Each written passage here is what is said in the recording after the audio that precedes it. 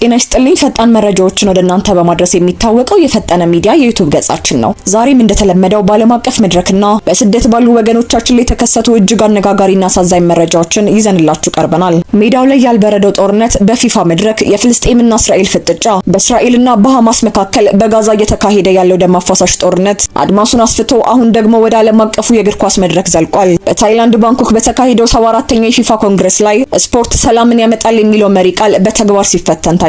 የፍልስጤም እግር ኳስ ማህበር ፕሬዝዳንት ጅብሪል ራጁብ ከእስራኤል ተወካይ ጋር በመድረክ ላይ አብሮ ለመቆም ፈቃደኛ ለመሆናቸው በዓለም አቀፍ ሚዲያዎች ከፍተኛ ትኩረት ስቧል። የፊፋው ፕሬዝዳንት ጂያኒ ኢንፋንቲኖ ለልጆች ተስፋ ለመስጠትና ስፖርታዊ አንድነትን ለማሳየት በሚል ሁለቱን ተወካዮች ወደ መድረክ በጠሩበት ወቅት የፍልስጤሙ ጅብሪል ራጁብ ጥሪውን ውድቅ አድርገዋል። የእስራኤልን እግር ኳስ ፌዴሬሽን ወክለው የቀረቡት ምክትል ፕሬዝዳንቱ ባሲም ሼክ ሱሊማን የፍልስጤምና የእስራኤል ጣምራ ዜግነት ያላቸው ግለሰብ መሆናቸው አስገራሚ ሆኗል። ይሁን እንጂ የፍልስጤም ወገን ይህንን እንደ ፖለቲካ ሴራ ነው የሚመለከተው ሲሉ ተናግረዋል። እስራኤላውያን ፋሺዝምንና የዘር ማጥፋት ዘመቻቸውን ለማድበስበስ ሲሉ የእኛኑ ዜጋ የጣምራ ዜግነት ስላለው ብቻ ይዘው ቀርበዋል። በጋዛ ወገኖቻችን እያለቁ የገዳዮቻችንን ተላላኪ እጅ መጨበጥ አንችልም ሲሉ የፍልስጤም እግር ኳስ ማህበር ምክትል ፕሬዝዳንት ሱዛን ሻላቢ በወቅቱ በሰጡት ጠንካራ አስተያየት ገልጸዋል። የፍልስጤም እግር ኳስ ማህበር በእስራኤል ላይ ዋና ቅሬታዎችን ይዞ ወደ ፊፋና ወደ ዓለም አቀፉ የስፖርት ገላጋይ ፍርድ ቤት አምርቷል። በእስራኤል ቁጥጥር ስር በሚገኘው የዌስት ባንክ ግዛት ላይ የተመሰረቱ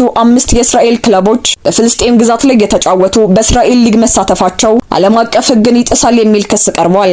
በጋዛ ጦርነት ምክንያትም የስፖርት መሰረተ ልማቶች በመውደማቸውና ስፖርተኞች በመገደላቸው እስራኤል ከዓለም አቀፍ እግር ኳስ እንድትታገድ እንደ ሩሲያ ሁሉ ፍልስጤም ጥያቄ አቅርባለች። የፊፋው ፕሬዝዳንት ኢንፋንቲኖ ጉዳዩ እጅግ ውስብስብ መሆኑን በመግለጽ ፊፋ በራሱ ውሳኔ ከመስጠት ይልቅ የህግ ባለሙያዎችን ቡድን ሰይሟል። ይህ ቡድን የቀረቡትን የሰብአዊ መብት ጥሰት ክሶች መርምሮ የውሳኔ ሀሳብ እንዲያቀርብ ታዟል። እግር ኳስን ዓለምን አንድ ማድረግ አለበት እንጂ መከፋፈል የለበትም የሚሉት ኢንፋንቲኖ ጉዳዩን ከፖለቲካዊ ጫና ነጻ ለማድረግ እየሞከሩ እንደሆነ ይናገራሉ። ይህ ክስተት የሚያሳየው ስፖርት ከፖለቲካ ተነጥሎ ሊታይ የማይቻልበት ደረጃ ላይ መደረሱን ነው። ብዙዎች ፊፋ ሩሲያን በዩክሬን ወረራ ምክንያት ወዲያውኑ ሲያግድ እስራኤል ላይ ግን ለምን ተመሳሳይ እርምጃ አልወሰደም የሚል ጥያቄ እያነሱ ይገኛሉ።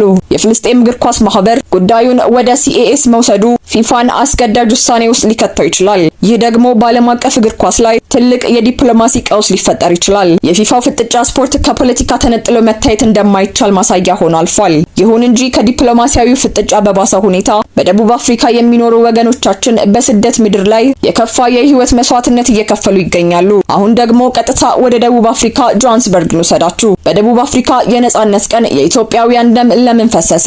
ዝርዝሩን እንደሚከተለው። ጆሃንስበርግ በደም ታጥባለች።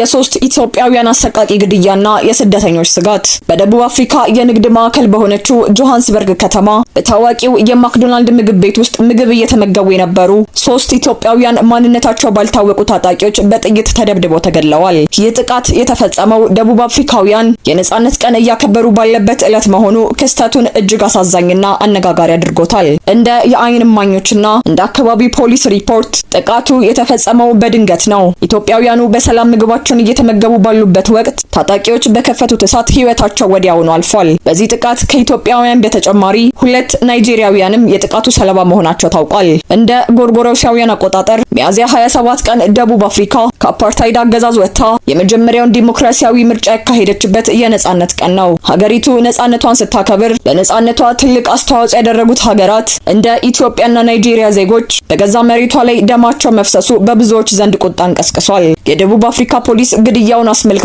ይፋዊ ምርመራ መጀመሩን ገልጿል። ሆኖም አንዳንድ የፖሊስ መኮንኖች የግድያውን መንስኤ አስመልክቶ የሚጋጩ መረጃዎችን እየሰጡ ይገኛሉ። በአሁኑ ወቅት በደቡብ አፍሪካ ውስጥ የውጭ ሀገር ዜጎች ይውጡልን የሚል የተቃውሞ ሰልፎች ጥሪ እየተደረገ ባለበት ወቅት በመሆኑ ጥቃቱ የመጤ ጠልነት ውጤት ሊሆን ይችላል የሚል ከፍተኛ ስጋት አለ። በአንጻሩ አንድ የፖሊስ መኮንን ግድያው በኢትዮጵያውያን መካከል ባለ አለመግባባትና መጠቃቃት የተፈጸመ ሊሆን ይችላል የሚል ግምት ሰጥቶታል። ሆኖም ይህ ግምት በማህበረሰቡ ዘንድ ፖሊስ እውነተኛውን ወንጀለኛ ለመደበቅ የፈጠረው ምክንያት ነው በሚል ጥርጣሬ ላይ ወድቋል። ደቡብ አፍሪካ በአሁኑ ወቅት በኢኮኖሚ ቀውስና በከፍተኛ የወንጀል መጠን ውስጥ ትገኛለች። በተለይም በጆሃንስበርግ የሚኖሩ ኢትዮጵያውያን በንግዱ ዘርፍ ያላቸው ተጽዕኖ በአንዳንድ የአካባቢው ተወላጆች ዘንድ በክፋት ይታያል። በደቡብ አፍሪካ የሚገኘው የኢትዮጵያ ኮሚኒቲ በተደጋጋሚ የዜጎች ደህንነት እንዲጠበቅ ቢጠይቅም ግድያዎቹ ግን አሁንም እንደቀጠሉ ናቸው። ወንጀለኞቹ ተይዘው ለፍርድ አለመቅረባቸው ለሌሎች ጥቃት አድራሾች ድፍረት እየሰጠ እየሰጠ ይገኛል። በዛሬው ዕለት የወጡ መረጃዎች እንደሚያመለክቱት የኢትዮጵያ ኤምባሲና የኮሚኒቲ አባላት ከደቡብ አፍሪካ ባለስልጣናት ጋር አስቸኳይ ስብሰባ እያደረጉ ይገኛሉ። የሟቾች ቤተሰቦችም አስክሬን ወደ ሀገር ቤት እንዲመለስ ጥያቄ እያቀረቡ ሲሆን በጆሃንስበርግ የሚኖሩ ኢትዮጵያውያን ግን በከፍተኛ ስጋት ውስጥ ሆነው ንግዳቸውን ዘግተው እንደሚገኙ ተሰምቷል። ለዛሬ የያዝናቸው መረጃዎች እነዚህን ይመስሉ ነበር። መረጃዎችን በፍጥነት ለማግኘት ፈጠነ ሚዲያን ሰብስክራይብ በማድረግ ቤተሰብ ይሁኑ።